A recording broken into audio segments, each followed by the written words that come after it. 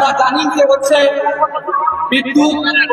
বিদ্যুৎ বিতরণকারী প্রতিষ্ঠানের ভিতরে সাব স্টেশন আছে, সেখানে একটি বিপজ্জনক এরিয়া, সেখানে সে রুকনুজ্জামান নামে যে সহকারী প্রকৌশলী, সে তাদেরকে ভিতরে প্রবেশ করার সুযোগ করে দেয়। তারা সেখানে ডিপ্লোমা প্রকৌশলীদের বিরুদ্ধে, যারা সেখানে কর্মরত আছে, তাদের বিরুদ্ধে উস্কানিমূলক বক্তব্য এবং উস্কানিমূলক তারা স্লোগান দিয়ে যাচ্ছিল।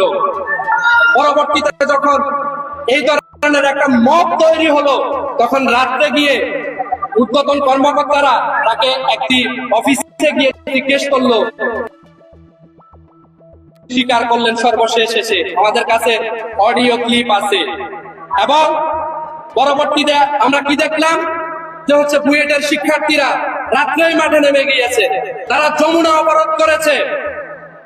যেটা বর্তমান যে সরকার আছে, আমরা জানি সেটি হচ্ছে অভ্যুত্থানের সরকার, বৈষম্য মুক্ত সরকার।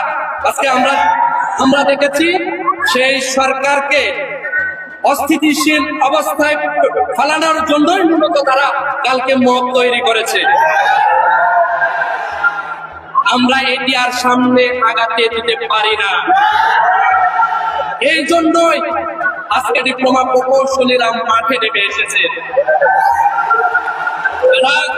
গুরুত্বপূর্ণ একটি শহর ঢাকার শাহবাগ ব্লক করেছে কাকে বাঁচানোর জন্য, কাকে রক্ষা করার জন্য?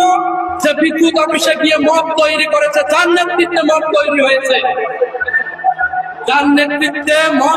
হয়েছে, তাকে বাঁচানোর জন্য, তার চাকরি বাঁচানোর জন্য তারা তার পক্ষে হয়ে মাঠে নেমেছে, জনদুর্ভোগ তৈরি করছে।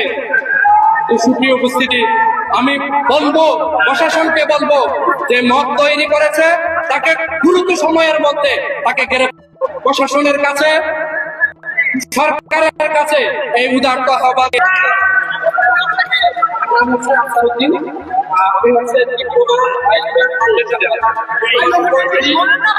ডিপ্লোমা ওয়েলফেয়ার ফাউন্ডেশনের কেন্দ্রীয় প্রতিনিধি।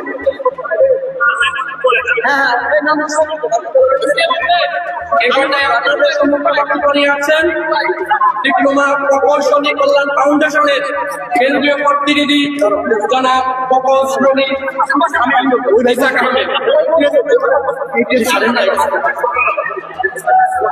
সংগ্রামী সাথী ও বন্ধুগণ, আজকের এই প্রোগ্রামে উপস্থিত ডিপ্লোমা প্রকৌশলী কল্যাণ ফাউন্ডেশনের সংগ্রামী কেন্দ্রীয় প্রতিনিধিবৃন্দ,